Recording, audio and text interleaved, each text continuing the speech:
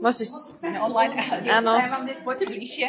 Poviem o aktuálnych trendoch, potom sa vymeníte s druhou skupinkou a trendy sú rôzne, stále sa menia, ale čo zostáva rovnaké a nemenné, tak je to, že ten tvar obočia, ktorý dodáva celej tvári úplne iný výraz, je to rám tváre a zároveň vám ukážem a teda poukážem na to s novinkami a druhý trend, alebo teda toto je taký, že aktuálny trend je glowy efekt, ako si rozjasniť tú pleť, pretože to je niečo, čo niekedy sa toho ženy boja, ale teda začneme najskôr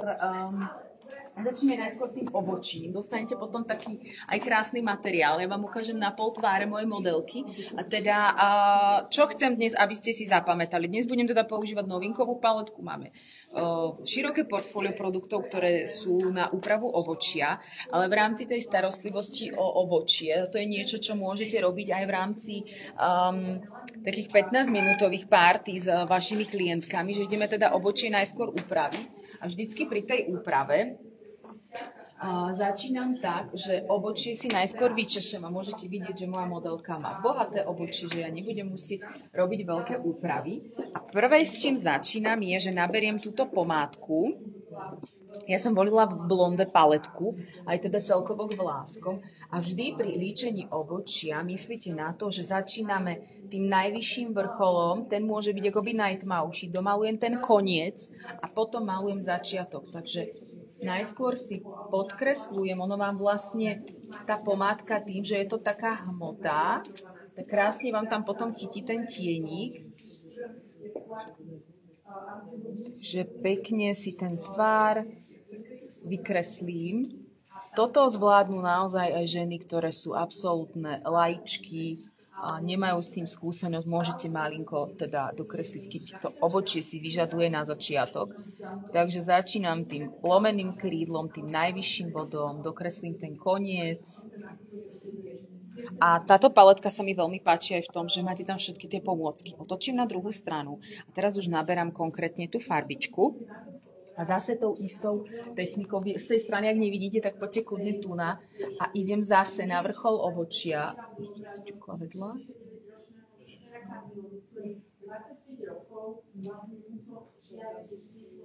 A prechádzam aj tu na spodnú líniu, celý ten tvar obočia, za koniec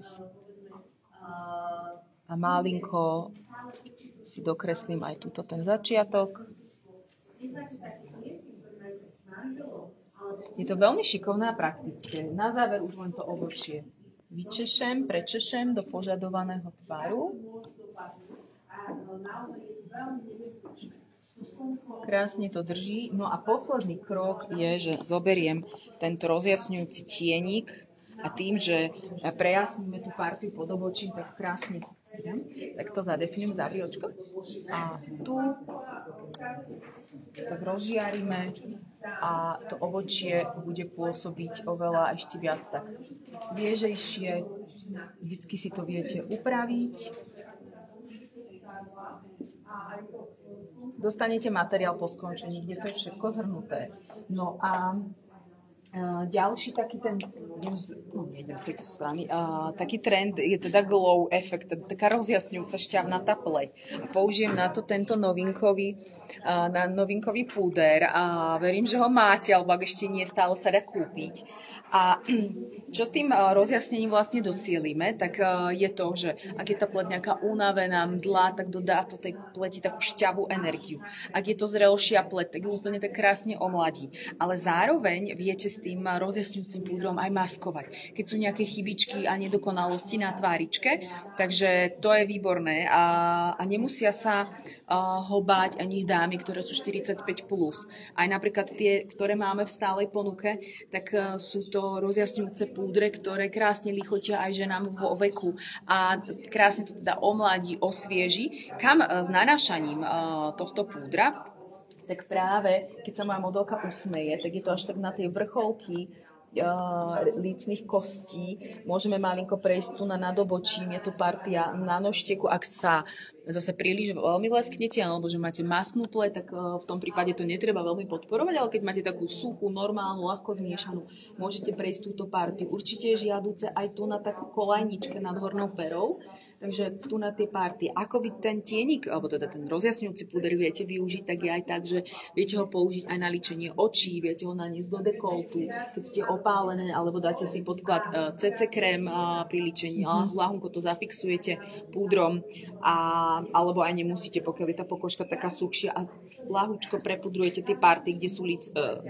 kľúčne kosti. Takže čo na to budeme potrebovať? Štetec zo sady na štetce, dá sa kúpiť aj samostatne. Je to teda štetec na farbu na líca a nanášame to touto partiou. Takže ak sú aj nejaké chybičky, nedokonalosti, ktoré sa usnie a vlastne takto. Vlastne takto sa môže prechádzať.